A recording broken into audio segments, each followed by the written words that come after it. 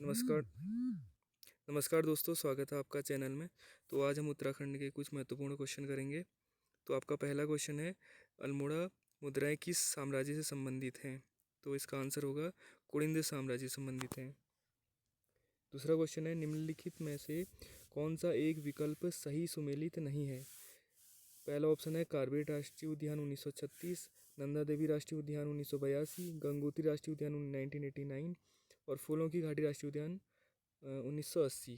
तो इसका आंसर है, सुमेलित नहीं है बताना आपको, तो इसका ऑप्शन हो जाएगा डी, फूलों की घाटी राष्ट्रीय उद्यान। इसका है 1983। अगला क्वेश्चन है, मध्यकालीन उत्तराखंड में तिताला क्या था? ए ऑप्शन है इसका भूमिकर, बी खाद्य व्यंजन, सी वस्त्र, डी खेल। तो इसका आंसर है ऑप्शन नंबर बी, खाद्य व्यंजन। अगला क्वेश्चन है आपका, निम्नलिखित में से कौन सा एक सुमेलित नहीं है? ऑप्शन ए, उत्तराखंड का क्षेत्रफल भारत के क्षेत्रफल का 1.69% है। ये तो ठीक है।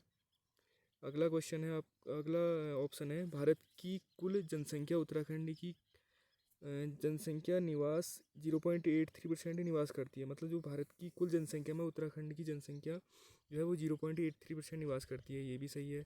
लिंगानुपात की दृष्टि से उत्तराखंड का देश में 13वां स्थान है। ये भी सही है। तो इसका जो गलत ऑप्शन आपको बताना था, ये ऑप्शन नंबर डी इसका गलत ऑप्शन है। इसकी उत्तराखंड की जो कुल साक्षरता है वो 84.25% नहीं है। उत्तराखंड का देखा जाए तो कुल जो साक्षरता है वो आपका 74% है। अगला क्वेश्चन है, निम्न में से कौन सा एक सुमेलित है? ऑप्शन ए, रमोला वीर गाथा, मालूशाही प्रेम गाथा, जागर देवी देवताओं को जगाने वाले गीत। तो देखा जाए तो रमोला वीर गाथा ये तो ठीक है। राजूला मालूशाही इनकी प्रेम गाथा ये भी सही है। जागर देवी देवताओं को जगाने वाले ये भी सही है। तो इसका मतलब ऑप्शन नंबर सी डी सभी सुमेलित हैं।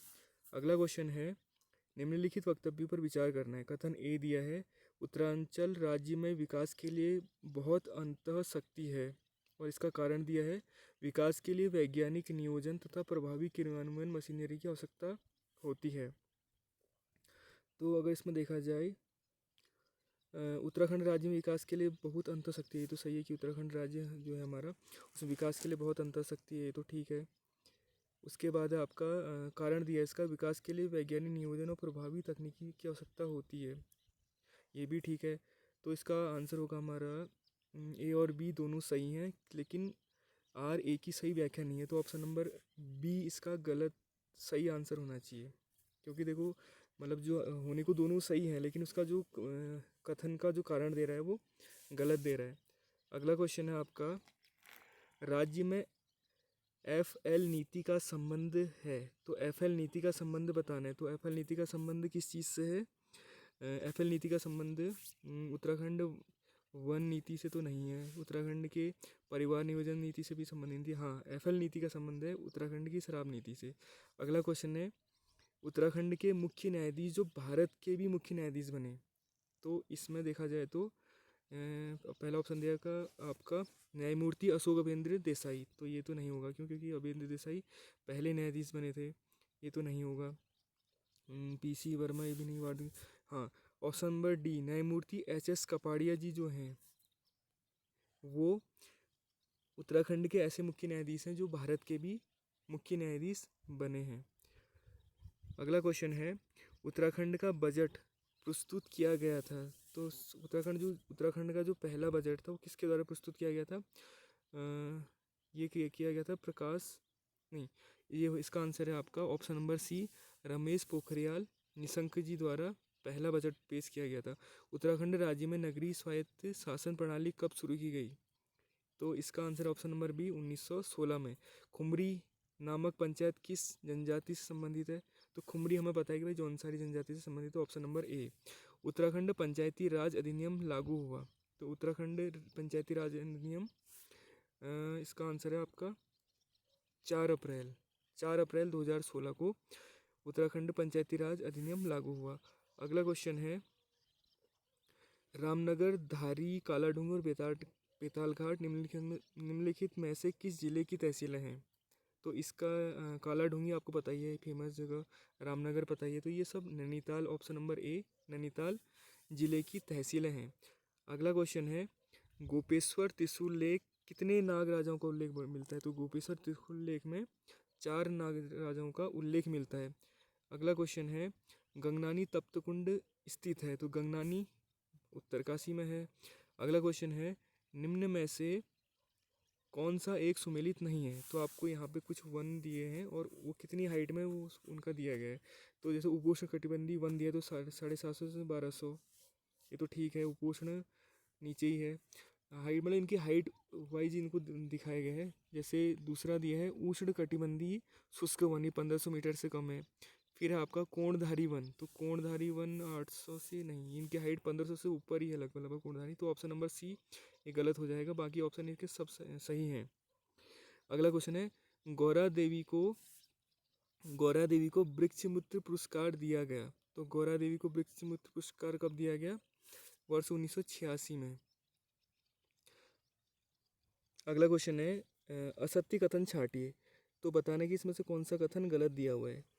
पहला है आपका, उत्तराखंड खनिज संपदा की दृष्टि से अत्यंत संपन्न राज्य है। मैग्नीसाइट के उत्पादन में राज्य की स्थिति द्वितीय है, ये तो ठीक लग रहा है।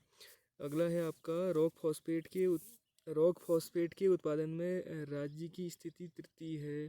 टिहरी में फॉस्फोराइट का पर्याप्त भंडार मिलता है। तो ये 94 वाले क्वेश्चन का आंसर है ऑप्शन नंबर ए।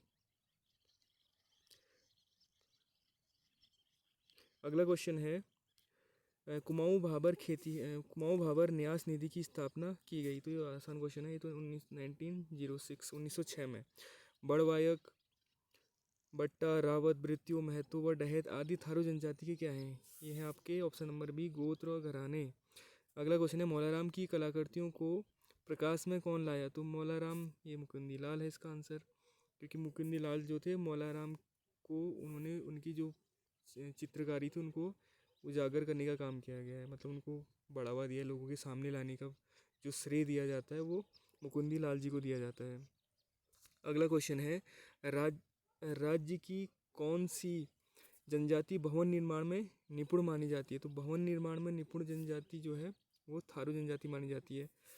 अगला क्वेश्चन है, राज्य की अर्थव्यवस्था में सर्वाधिक योगदान किस क्षेत्र का है? तो सर्वाधिक योगदान अगर हम राज्य की अर्थव्यवस्था में देखें तो वो द्वितीय क्षेत्र का है। अगर इसको भारत के संदर्भ में देखें, अपने देश के संदर्भ में देखें, तो तृतीय क्षेत्र का योगदान, जो सेवा क्षेत्र है उसका योगदान ज़्यादा है। लेकिन उत्तराखंड में द्वितीय क्षेत्र का योगदान ज़्यादा है। और तृतीय क्षेत्र, जैसे सबसे पहला जो नंबर पे द्वितीय क्षेत्र है, दूसरे नंबर पे तृतीय क्षेत्र है, और लास्ट में अंतिम जो क्षेत्र है वो प्रथम क्षेत्र है। लगभग 10% जो है वो प्राथमिक क्षेत्र कृषि क्षेत्र में संलग्न है। अगला क्वेश्चन है और अंतिम क्वेश्चन है, ललितादित्य मुक्तापीड़ के उत्तराखंड अभियान के समय कौन सी ब्राह्मण जाति का आगमन हुआ था? तो ललितादित्य मुक्तापीड़ है ना, इसका तो आंसर होगा ऑप्शन नंबर ए, मारगी जनजाति। धन्यवाद दोस्तों, मिलते हैं अगली वीडियो में।